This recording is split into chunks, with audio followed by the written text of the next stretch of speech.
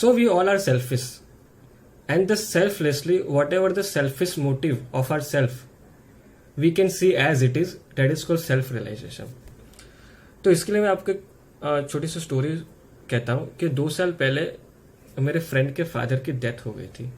तो मैं बहुत दुखी था, और तभी मैंने एक क्वेश्चन पूछा अपने आप से कि कोई मरा है इसकी वजह से मैं दुखी हूँ? तो ऐसा नहीं था, क्योंकि हर पल कोई ना कोई तो मरता ही है, लेकिन हम दुखी होते। लेकिन मेरे फ्रेंड के फादर की डेथ हो गई थी। हम मैं से इतने अटैच है, उसकी वजह से दुख था। तो हम कितने सेल्फिश है, और वही सेल्फिशनेस को हम एज इट इज देख लेते हैं। That is called self realisation. जो सेल्फ रियलाइज होता है ना, उसके लिए कहा जाता है कि वो जानता है कि वो सेल्फिश है। तो ये जान लेना कि हम सेल्फिश है, जो है सो है, अपने ही सच को देख लेना, that is called self realisation. वो कोई ढोंग नहीं कर सकता। मैं आपको एक छोटी सी स्टोरी सुनाता हूं। एक बार एक राज्य में एक राजा की डेथ हो जाती है, तो अभी पूरा जो राज्य है उसकी जिम्मेदारी एक राजकुमारी पे आ जाती है। तो सब मंत्रियों ने उसको सजेस्ट किया कि आपको शादी कर लेनी चाहिए, क्योंकि आप शादी कर लोगे तो वही जो राज्य भी संभालेगा और आपको भी संभालेगा। तो उसको लगा कि बात सही है। तो उसने कहा कि ऐसा मैसेज पास कर दो कि मैं उससे शादी करूंगी जो सबसे बड़ा आलसी है।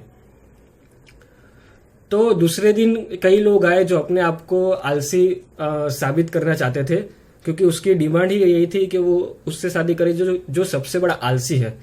तो कोई पलंग पे आया और अपने आप को साबित करना चाहता था कि मैं इतना आलसी हूं कि मैं चल भी नहीं सकता।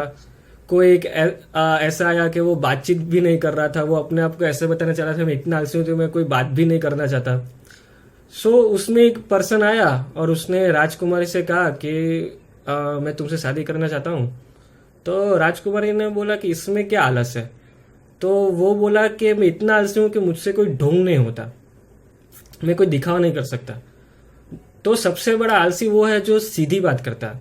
इसीलिए जो सेल्फ रियलाइज है उसको कहा गया है कि आलसी शिरोमणि, मीन्स जो सबसे बड़ा आलसी हो।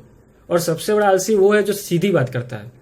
तो जो सेल्फ रियलाइज होता है ना, वो ये भी सच तो जान लेता है कि मैं क्या हूं। तो what ever the selfish motive, what ever the thing, जो अपने सच को जान लेता है, जो भी है सो है, वो जान लेना, that is called self realisation.